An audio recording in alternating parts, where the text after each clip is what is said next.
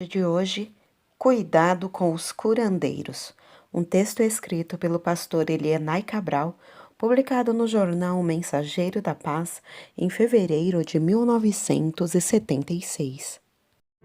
Seja bem-vindo ao Diário Pentecostal Historiando, análise histórica e crítica sobre o movimento pentecostal brasileiro. Se inscreva no canal e siga nossas redes sociais.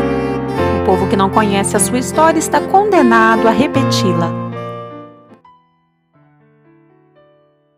Vendo que pela imposição das mãos dos apóstolos era dado o Espírito Santo, lhes ofereceu dinheiro, dizendo: Dai-me também a mim esse poder, para que sobre quem eu puser as mãos receba o Espírito Santo.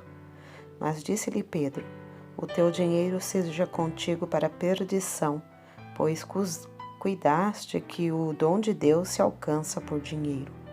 Tu não tens parte nem sorte nesta palavra, porque o teu coração não é reto diante de Deus. Arrepende-te, pois, dessa iniquidade e ora a Deus para que porventura te seja perdoado o pensamento do teu coração. Atos 8, do 18 ao 22. Estamos vivendo os últimos tempos e coisas espantosas aparecem diariamente que, se possível, enganariam até os escolhidos de Deus. Sem dúvida, estamos vivendo também uma era de milagres e os mais diversos, e por meios tão incríveis que fogem à razão dos fatos. Milagre é alguma coisa acima das limitações humanas, é sobrenatural. Homem algum por si próprio jamais fará algum milagre, mas Deus opera milagres grandiosos usando pessoas. Bem, deixemos de lado qualquer argumento sobre o milagre e vamos ao que nos interessa agora. Já sabemos o que é um milagre. Basta-nos tão somente considerar alguns fatos bastante curiosos que estão formando confusão acerca do assunto. Inicialmente, devemos considerar que desde que o homem saiu do centro da vontade de Deus, sua vida tomou um rumo diferente e triste, o rumo do pecado. Fora da vontade de Deus, descentralizado do caminho eterno, o homem começou a deslizar para os extremos da vida espiritual. O homem não foi feito para andar nos extremos e correr os riscos dos abismos. O homem foi feito para andar no centro da vontade divina. Mas quando saiu da rota da felicidade, o seu caminho tornou-se perigoso e escuro. Explica-se melhor ilustrando o assunto. Por exemplo, um automóvel, quando perde a direção do centro da estrada, sua tendência normal é encaminhar-se para os extremos, esquerda ou direita.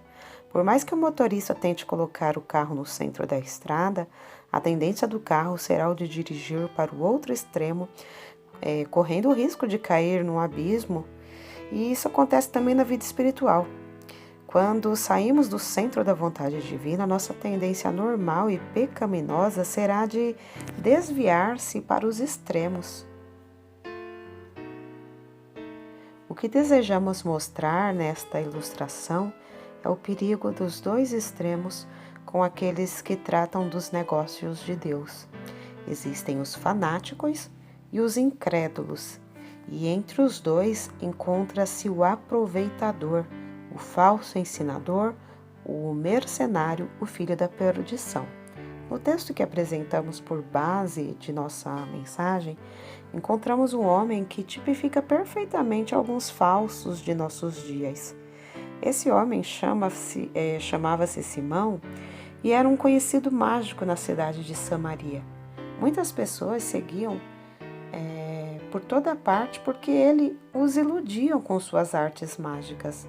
Um dia aparece Filipe pregando o Cristo crucificado e muitos milagres se realizavam pelas mãos de Filipe. O mágico também creu e aceitou a mensagem de Filipe, porque com suas artes mágicas jamais fizeram algum milagre como os que foram apresentados pelas mãos de Filipe. Toda a cidade ficou em alvoroço com a obra maravilhosa que Deus havia feito através dele. Os apóstolos que estavam em Jerusalém ouviram do que Deus estava fazendo em Samaria. E Pedro e João foram para lá. Os mesmos prodígios e sinais continuavam entre as multidões, e Simão estava tão atônito com os fatos que ofereceu dinheiro para receber o mesmo poder de expulsar os demônios, curar os enfermos, limpar os leprosos, dar vista aos cegos e etc. Mas a resposta foi forte e decisiva: o teu dinheiro seja contigo para a perdição, pois cuidaste que o dom de Deus seja algo por dinheiro. Não é necessário que se comente mais a história, pois a resposta de Pedro ao mágico foi decisiva e indiscutível. O dom de Deus não se alcança por dinheiro nenhum. Tem aparecido nestes últimos dias uma onda de curandeirismo que usam o dom de Deus como se fosse propriedade particular, que se tem o direito de usá-la como bem entender. Outros que vendem o dom de Deus, levando os pobres e ignorantes e destruindo homens e mulheres indignos dos títulos que usam de pastor ou missionário, os quais nunca foram ordenados ao santo ministério, pessoas que envergonham a Igreja de Cristo na terra. Sou pentecostal de coração e de convicção. Creio em milagres, creio nos dons espirituais. Creio que os milagres de Deus são para os nossos dias, mas não posso admitir os abusos e mentiras das mais absurdas de pessoas que não servem a Deus, mas a si próprias. A Bíblia nos adverte contra os falsos ensinadores, contra os falsos pregadores e que fariam até milagres para enganar até mesmo os salvos. A minha Bíblia afirma, na segunda epístola de São Paulo aos Tessalonicenses 2:3, ninguém vos engane de maneira alguma, porque não será assim sem que antes venha a apostasia e se manifeste o homem do pecado, filho da perdição.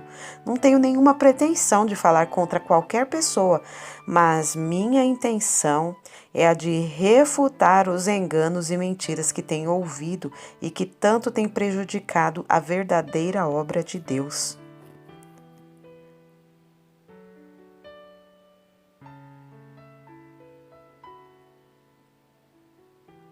Deus quer usar homens sinceros e humildes, não bajuladores e comerciantes dos dons de Deus. Deus busca homens que levem Cristo para o povo, não artistas e mágicos como Simão. Infelizmente, tantos são levados por mentiras diabólicas que se fanatizam a tal modo de se tornarem cegos para as coisas mais absurdas possíveis. Cuidado, meu irmão, nada que é fora da palavra de Deus permanece, por mais espantoso que seja. Por outro lado, existem aqueles que se confessam crentes, mas que negam certas verdades bíblicas e se aproveitam desses fatos de curandeirismo para diminuir a fé pura e simples que muitos possuem na palavra de Deus. Não vá atrás de ninguém. Procure a palavra de Deus. Ela mostra toda a verdade. Ela afirma que milagre ainda existe em nossos dias. Porém, a Bíblia condena os métodos absurdos e antibíblicos que alguns usam para curar os enfermos. O crente tem o dever de julgar os fatos. Deus lhe permite isto. Julgue pela palavra de Deus. Temos de desmascarar os falsos curadores, os falsos pastores que mancham a pureza da Igreja do Senhor.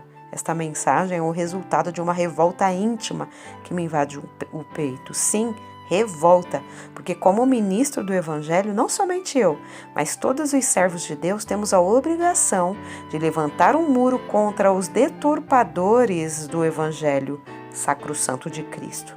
Que o amigo possa, com esta advertência, buscar a misericórdia de Deus e ajudar a outros a não se enveredarem por esse caminho do erro. Que Cristo reine em seu coração. Amém.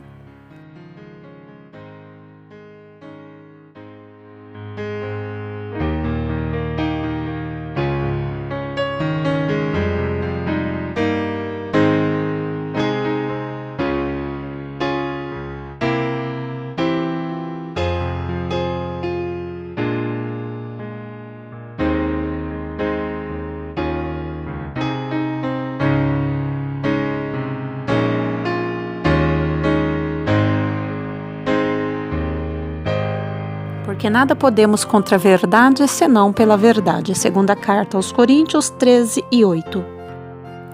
Se você gostou do conteúdo deste vídeo, se inscreva no canal, deixe o seu joinha, compartilhe e ative o sininho para receber do YouTube as notificações dos novos vídeos.